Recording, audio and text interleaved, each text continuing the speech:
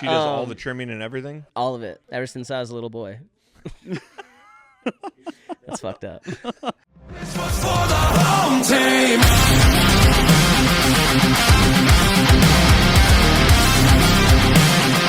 This was for the home team. Hey, quiet on the set. Quiet on the set, guys. We're recording a podcast over here, huh? Important stuff. Big time stuff. Big time stuff happening here.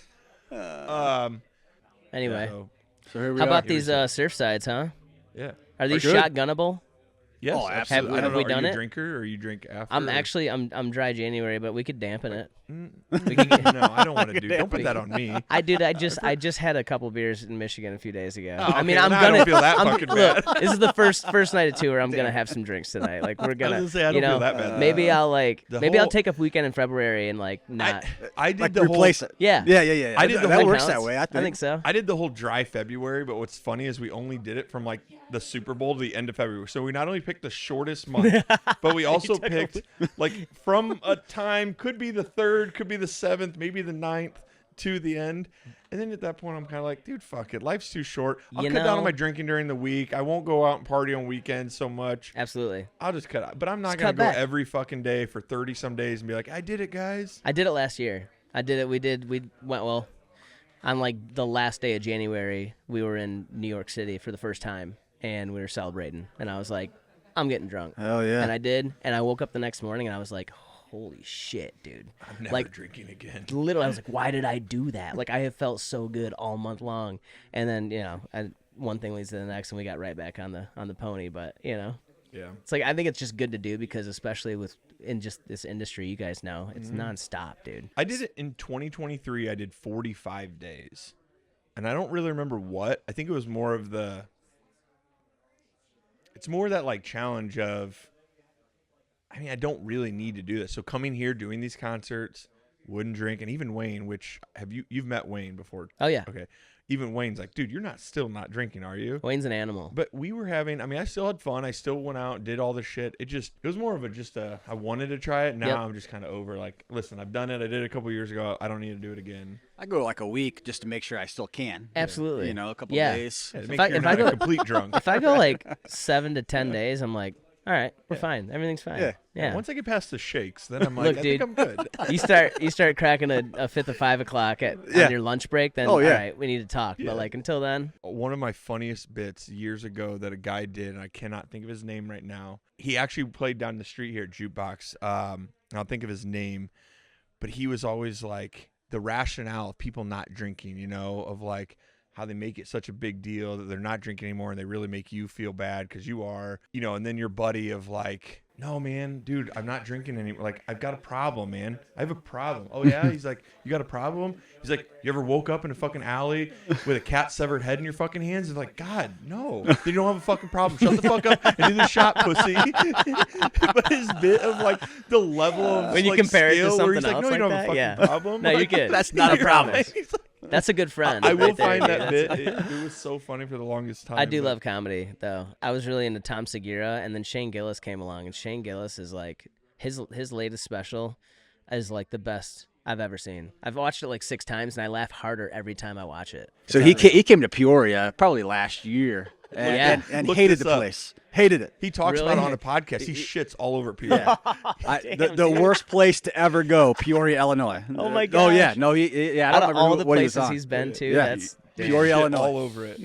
that's But rough. he's not the only comic that's probably ever said that too. But I'm sure they just it's low hanging fruit. You he's know, so funny. Nate, Bargatze, Bargatze. very he's- good. I didn't see it until I saw a thing where he's the highest grossing comedian of 2024. And he's clean. Of all of them. Clean comic. No cussing.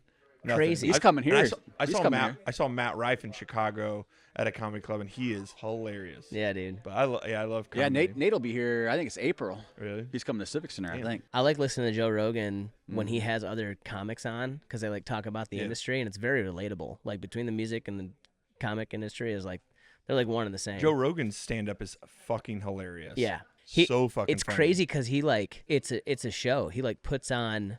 He's a totally different person on stage, like than he is on his podcast. for the most part. Oh, you know, completely different. Yeah. He's up there sweating out of his shirt. Yeah. And just over there talking about the craziest shit. He's and so it's into all it. His very, eyes are like, popping out of his it's head. all like you actually start thinking about it. You're like, dude, he's not fucking wrong. Yeah, you know, yeah. and one of his other things, like, our forefathers would come back and be like, you guys didn't write any new shit?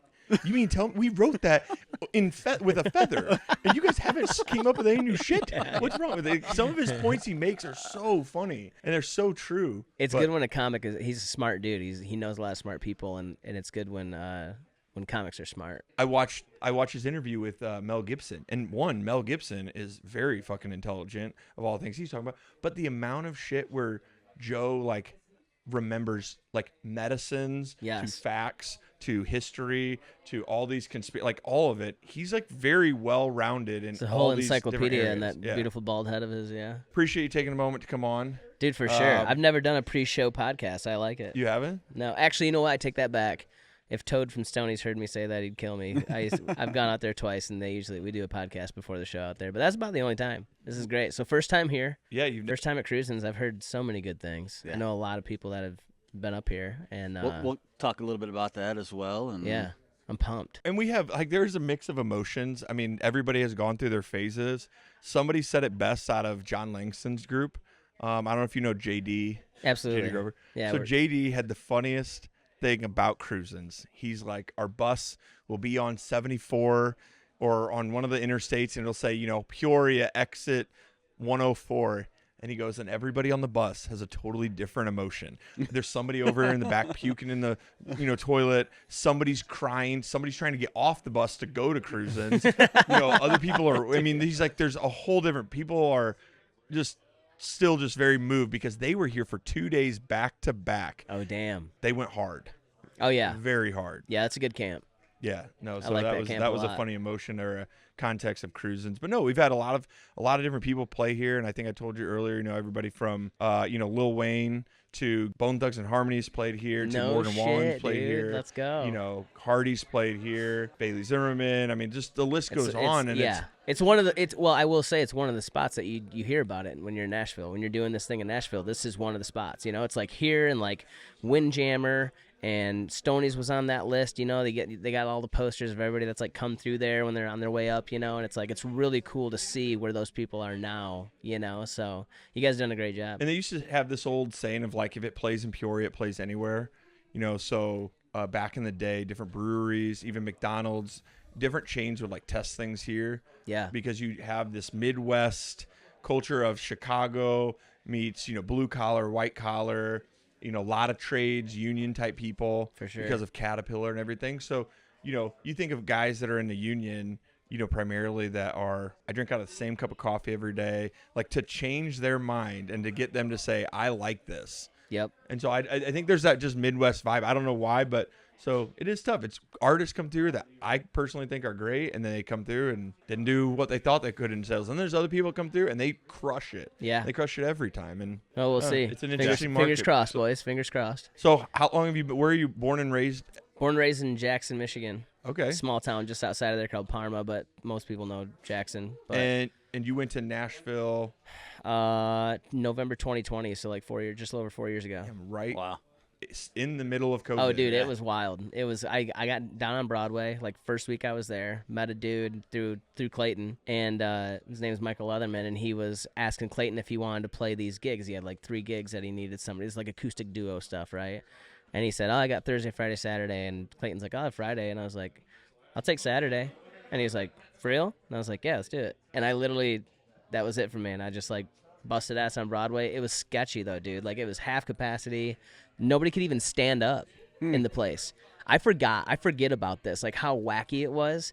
People couldn't stand up and dance in the restaurant. They had to be seated. Really? Somebody would come to them and be like, "Hey, you need to sit down."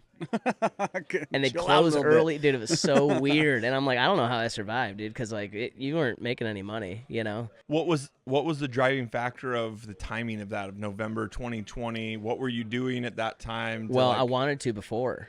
Like I went down to Nashville in January 2020 with Sadie Bass, and her and I go way back, and she set up some writes for us, some co-writes, and we got together with some people and wrote, and I was like, oh shit, like I need to come down here. And we had just been on the Brantley Gilbert cruise, And we met a bunch of Nashville people from there. So, like, I had, like, a little bit of a base. You know, I knew some people down there now, and I was, like, acclimated. And so her and I were like, yeah, we're doing it. Let's move down, like, this summer.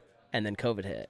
So we just kept kind of, like, pushing it out. And finally, I was just like, October, my birthday came. I was like, all right, dude, it's now or never. Like, I'm going to do it. If it doesn't work out, whatever. We'll come back. And it's been there ever since, and it's been great. Best decision ever, scariest decision ever. But Yeah, I just seen you were with Clayton last week. Yeah. At a show there in Nashville, and we're buddies with Clayton, and Clayton's been up here. Obviously, he's from around this area as well. And I reached out to him. I was like, oh, we're gonna see Jason next week, dude. and he's like, man, just wait. And then we were here with Macy and Colin. yeah. And they're like, yeah, just wait till you see him on stage tonight. So I'm super Oh pumped. shit, they're talking me up, dude. No, I'm super pumped I to gotta see it. really do good. So yeah, no pressure. I definitely got pressure. those first show. I got the first show jitters going. Like the whole drive up here, dude. I'm just like Really? getting myself fired up. Yeah. I mean, it's not like a nervousness. I always tell people it's more like nerves, but not nervous. You know what I'm saying? It's like adrenaline. Like I'll get my heart pumping just thinking about being up on stage. Like I just love it, you know, and I get so like excited about it. But I'm excited. This is my first official tour with another artist. Really? Yeah. So all of last year, like any kind of interview that I had or podcast I was on, it was like, what's your goal? What's next for you? Yeah, And I'm like, well, like honestly, my main priority is like I want to get on a tour with somebody. And I just kept saying it. And then, you know, Lakeview and we played a show in my hometown last summer, and it did really well. We about sold it out, and now here we are. It's just full circle moment, you know? So it's like I have been waiting to like have something like this go where I just want to play my own music. Yeah. I love the music that I make, and I love being able to play it for people and people that actually like buy tickets to a show and Yes. they're there because they like care, they want to be there, you know? Wow. Sick. That's all we ask for.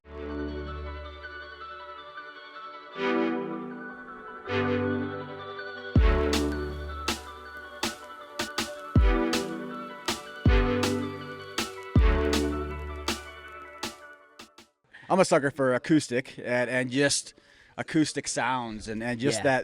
that breakdown. And I was on your YouTube, and Austin makes fun of me because I'm like the stalker of the two of us. Somebody's got to be. Yeah, he's the stalker. I'm the one that just kind of shows up. And Yeah. But I am definitely the stalker, and so I was on your YouTube and listening to all your acoustic and you know plush STP and stuff like that. I was going through all of them just sure. this morning and last night preparing for today, and Hell I yeah, just man. love your voice. I love the sound. Thank you. And yeah, no, I'm very excited to see you on stage Thank tonight. you so much, man. No, that's awesome. Yeah, that was a cool little project. I didn't even that almost didn't get done. Really? Yeah, because we recorded the audio, and at the same time we did the video. Yeah. And the audio was just shit. Okay. Like it just didn't turn out good. We were kind of unprepared. Like I didn't know what the hell I was doing, and I had another guy from the guy that shot the video edit it, and then I went into a studio and kind of did some overdubs on it. Yeah. Because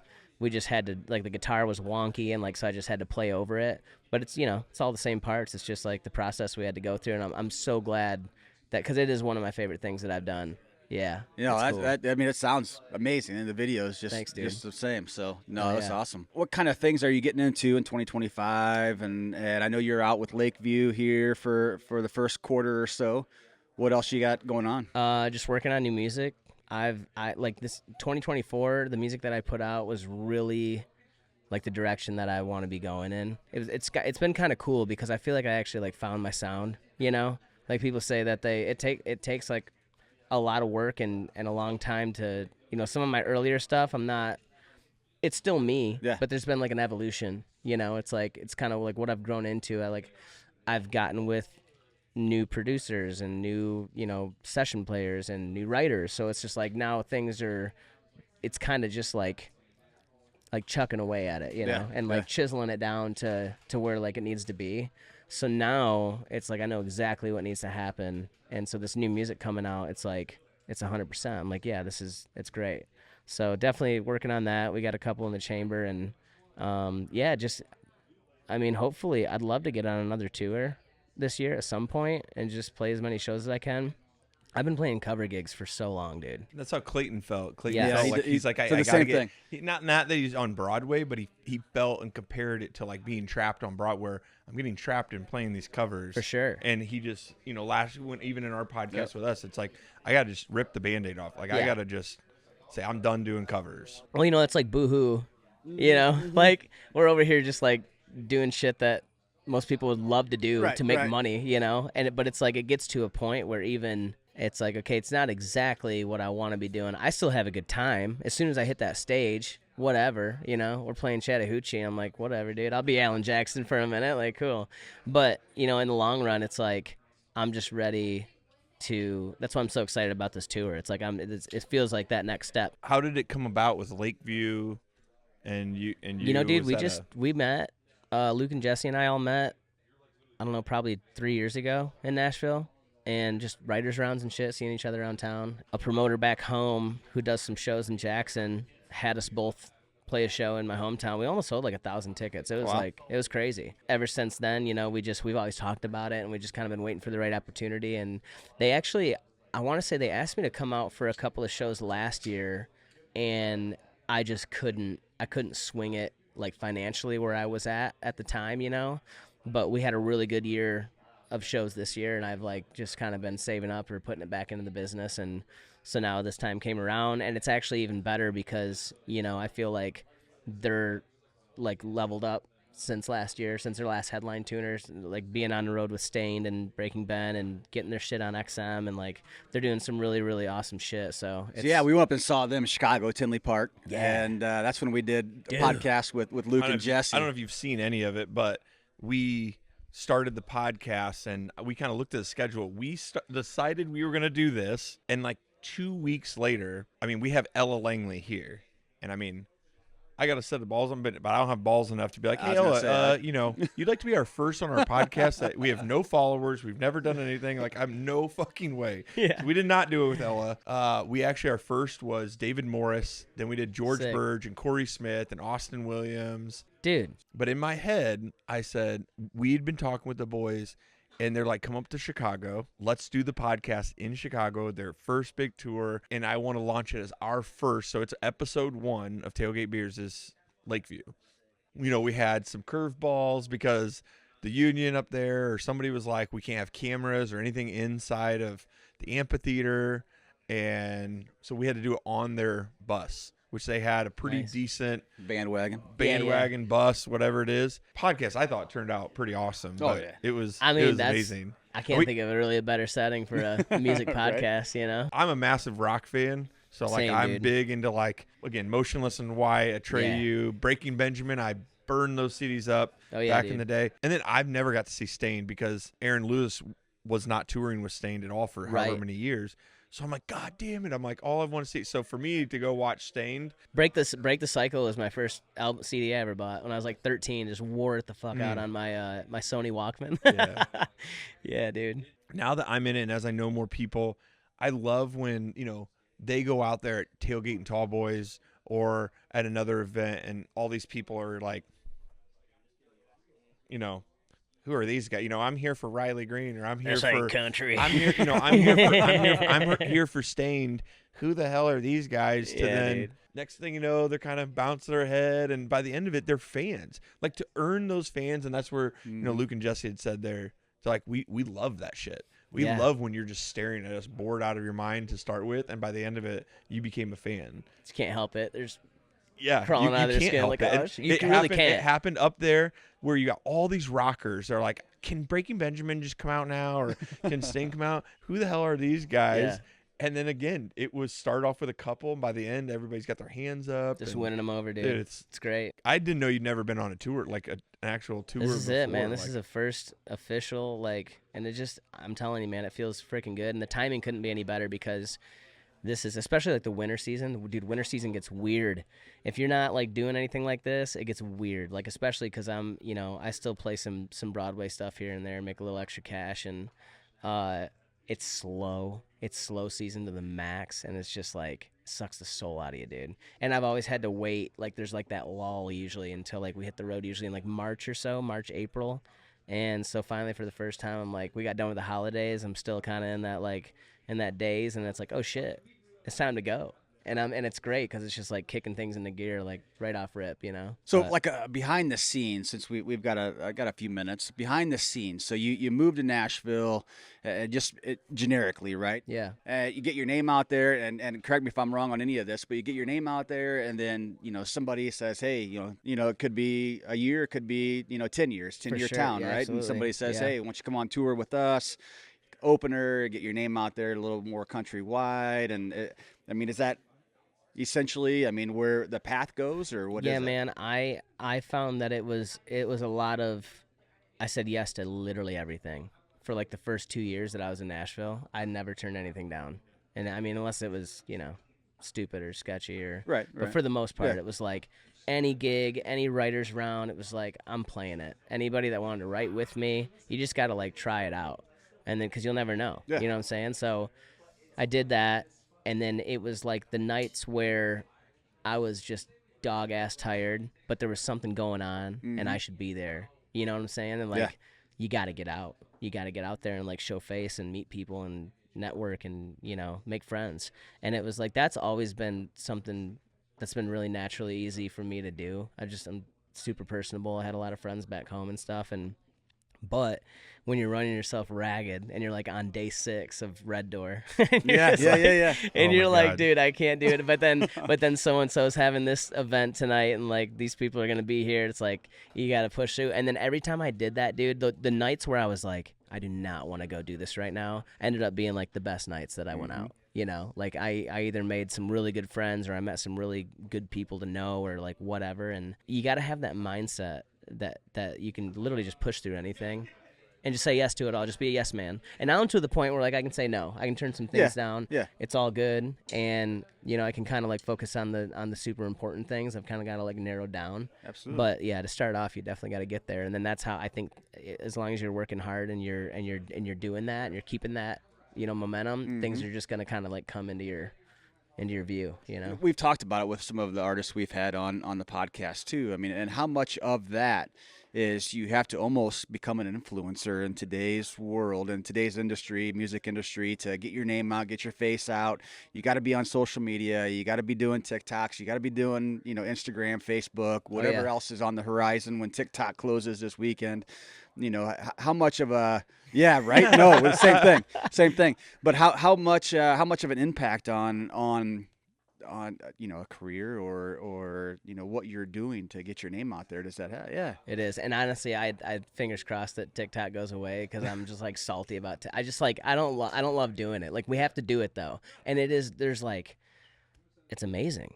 It really is. Like, when shit's going well for you on there, oh my gosh, it's a blast. It's like, look at all these people that I'm reaching and like getting my music out. How else would I do that?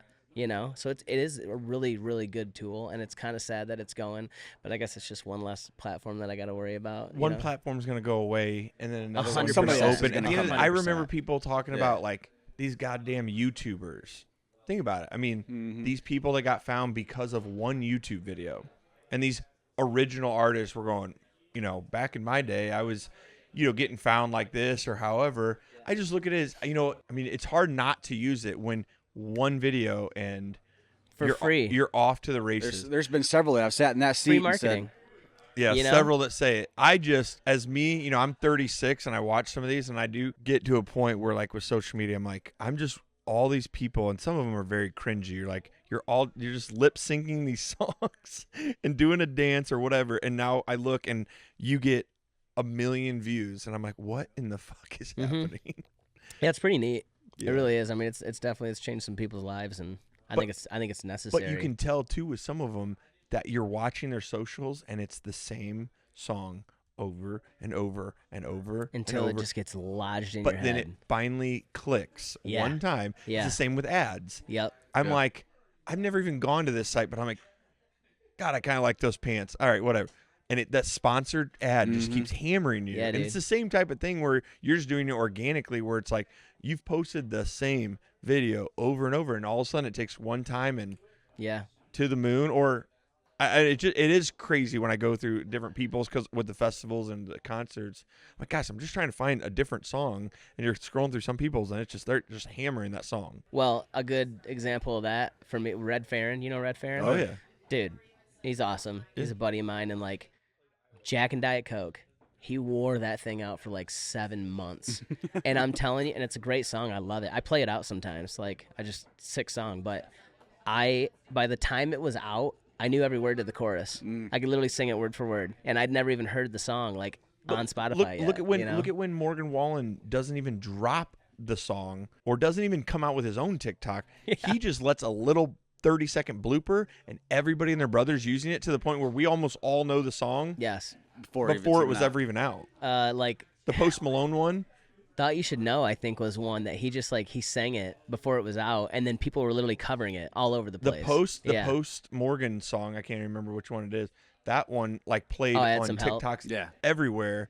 And to the point you almost knew the song before it isn't out. For sure. But we live in a society that's so numb to a lot of it that, I mean, the only way to get their attention is just to hammer it in their head. Short. Yeah, you got to keep hammering them. Just hammer the fuck out of them. Yeah, and no shame. Can't have any shame about it. Like, because I did. I was like, oh, dude, I'm like driving my followers nuts right now. Even the clickbait type shit where people like show you something fucking wild and then you're just like off to something different. Yeah. Like, God damn it, I got baited into this video for no goddamn reason. You know what's even better? When you are like me and you hate the shit, but you know you have to do it, and then people hate on your shit. And they talk shit in your comments. I hate it too. And you're like, you don't understand, dude. Fuck off. Like, I don't like it. I know it looks stupid. Like, I get it. So most important question of the podcast, right? Yeah. Let's talk about the flow, the locks. How long have you had the locks? Dude, 6 years in May. 6 years growing that out. Thought? So you have, and I've seen this, and Austin's gonna make fun of me again, but so you have some like hairstylists, barbers in the family. She takes care of it for you. How'd you know about that? It's all on social media. Yeah. It's all, my whole life is out there, dude. She does all the trimming and everything. All of it, ever since I was a little boy. That's fucked up. I was talking about your beard. I don't know what you're. Yeah, no, she doesn't do the beard. Oh. I do the beard. I got a gal in Nashville that I like to go see, but it's not ma. It's not ma. It's not ma, dude. She's been cutting my hair and she started cutting hair in the late 80s. So like the mullet, that's just my dad had one, when I was a baby. Back then, yeah. I think I had a rat tail until I was like 2 years old, and I was like, yeah, we got to bring it back. So it started I did short little, hey, pipe down. Quiet on the set. Can't even hear myself think, dude. We're talking about my mullet. How can I talk about my mullet with all this going on? Yeah, what the hell, dude? So yeah, dude, I did it as a joke for the Indy 500 one year. You guys ever been in the Indy 500? I've not. Do it sometime in your life. It is phenomenal. I've been invited. Oh, yeah. I used to go to a bunch of NASCAR races back in the day. Like we used to go to Talladega. Not that far away either. Talladega, no, like 9 probably years not ago. for you guys, right? I mean, it's probably 3 hours. But yeah, I did it for that. I was just like, yeah, I think I was freshly single after like 6 years. And I was like, I'm just going crazy. I bought a boat, started wearing Speedos, lost a bunch of weight.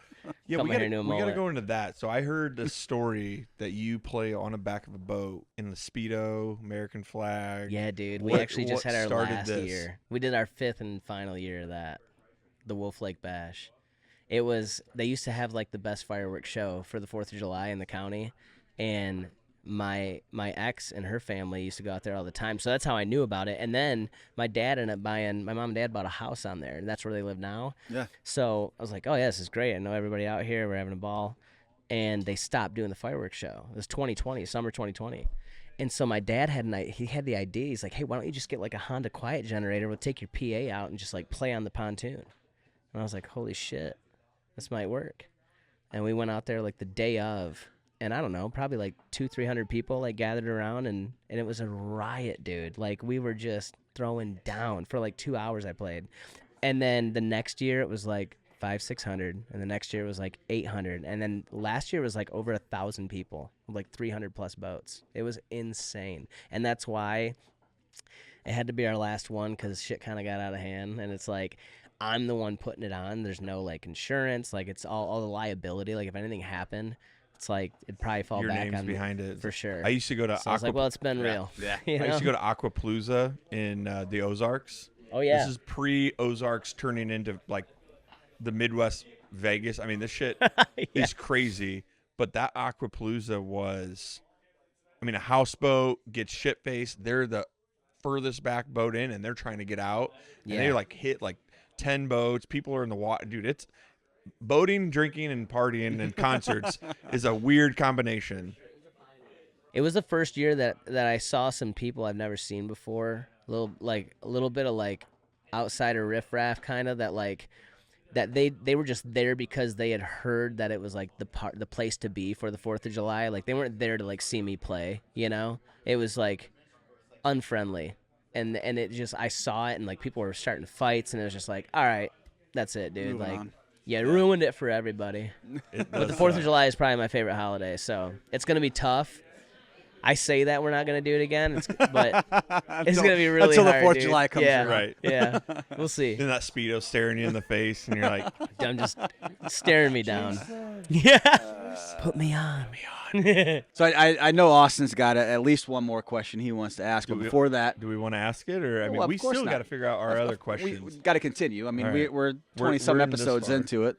But I want to know, like, your on-stage presence. We're already hearing, today that you have an amazing on-stage presence, and I'm looking forward to. Are you full band? What do you feel is like the backing behind that? Even acoustic too. I was gonna say like playing with full band, it's kind of just like comes natural. But even like playing acoustic shows, and it's a good crowd. I don't know, man. It's just the music. It gets me. I get fired up. We used to go to metal shows all the time and like get in mosh pits and shit and headbang, and like I just love it. Like I can't help but like when the drums kick in and the guitars are going, like it just takes over me. And I don't even think about it really. I guess it's kind of a natural thing. I have realized that if you give the energy to the crowd, they're gonna give it back. Yep. Most of the time. I've played for some shit crowds sometimes, and like you'll have that, but especially people that paid to be there, that's the crowd that you want to like give it to, because you're gonna get it back. And like that transfer of energy from you to them and then back to you is like, it's a drug. I think after you like start it and you're like hype and you're like throwing it out there and then they're like giving it back to you, then you're just on coast. Then you're just like, it's all there. It's just like you don't even have to try. As a concert goer and stuff, I do feel like you as an opener have everything to gain, or you can just completely dive. I have gone to so many concerts and I can tell you every one of them, where I went to the concert to only see so-and-so. Yes. But I'm there, come on, open. I'm like, oh my God, dude, these guys are amazing. I Yep. went and saw Run the Jewels open for Queens of the Stone Age. I mean, we've all listened to Queens of the Stone Age to a point. Sure. Did I ever burn a CD down? No. I left going, God damn, Queens of the Stone Age fucks. Hell yeah, they okay? do. But two, there's this band called Biffy Clyro out of Scotland. If you've never heard of them, I'm like, these guys fucking kill it. And that's ones where it's like you have a chance that you have all these people's attention tonight, and they all could leave here like, man, dude, Jason just absolutely killed it. For sure. I don't know. I just That's think the that goal. if you leave it out there, man, it's just I think going back to your question, like where it kind of comes from, my first concert was Kid Rock. Naturally, as a Michigander, that is Yeah, you supposed have to. to. Yeah, I think Absolutely. it's like it's the only way you can get your Sacramento. license, right? Yeah. Way of passage, yes. I was like 15, I think, and it was at Pine Knob, and it was just like I was blown away. Like it was such a good first concert to go to because he's an entertainer. And like I saw that and like how the crowd reacted to like his entertainment was like freaking awesome, dude. I felt the energy and I was like, I want to do that. Like that's what if I do it, I want to do it like that. Your driver's ed class is at 15. You have to make it to a concert and back. Like, Yeah, dude. Yeah. drink a 6-pack, make it For home, sure. drive your parents home. That was it, yeah. By He the was way, like, here you I go. drove my Congratulations, son. guy You to- got your license. You see him in Kid Rock Nashville certified. very much. Saw my first pair of tits. It was great. Oh, yeah. You see him in Kid I Rock never in have. Nashville. So I we know he's were around, down in but- Nashville October timeframe this past Yeah. year, and just His happened first to time be in Nashville. my very first time in Nashville. Happened to be in his bar, and we were just having a few drinks, just chilling, and it was probably 10, 11 o'clock at night, probably maybe a little later, and all of a sudden we look up on stage, and there he was. And dude, he is. At the bar. Yeah, No, he, yeah, he dude, was singing. he was singing on stage. He's on Yeah. the bar With the pulling up house his band. pants. I mean, just I mean, he was. dude, Dude, full. Oh, and yeah. the limo parked right outside, just waiting for him. The classic limo. Absolutely. Too, just waiting for him to get Yeah, out. him and He Uncle was- Cracker both, dude. he He was just pretty loved the smoked. limos. It was good though. I mean, it was like It was that was an experience. legendary. He might be the only artist in Nashville that like built a bar so we could actually go there and like fuck Right. around and have fun. Yeah. Yeah. I don't know of anybody else. Like Blake, I know Blake Shelton plays at Old Red every once in a great while, but yeah, other He than embraces that, it. for sure. Which I would do the same shit. Oh, absolutely. What a blast! I immediately left that night, and I looked up Kid Rock at Woods. I think it was also Woodstock there too, where Kid Rock Woodstock just '99. when 99. Kid Rock Dude. came out. Dude, that's a legendary year where I'm like, I have to watch this. And I think on the way home or one of those times I immediately looked up Kid Rock then. I'm like, that's the Kid Rock I remember of like Yeah. No yeah. doubt. legendary with his whole crew and like the little The dwarf fur guy coat or and whatever shit. coming out Like, there. Oh, yeah. I can't even I remember think what of his his name name. is. Yeah. I mean, he's passed away now, but yeah. Oh yeah. Jesse couldn't even answer the question, to be honest with you. But Jesse did have a pretty legendary response to it that We had to cut it out. Had to get cut out of it, but He usually does. Yeah, that sounds right.